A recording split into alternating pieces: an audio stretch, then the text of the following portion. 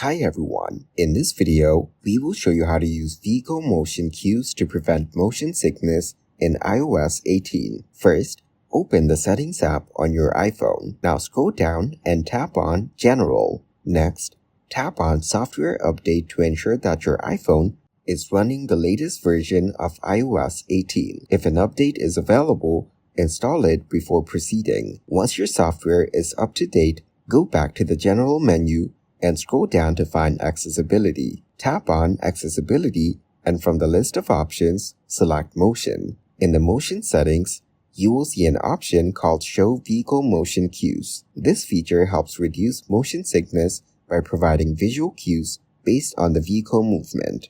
Now tap on the toggle to turn it on. By enabling this, your iPhone will use vehicle motion cues to help prevent motion sickness when you're using certain apps or navigating while in a vehicle. Thanks for watching, like the video, and subscribe to the channel for more content like this.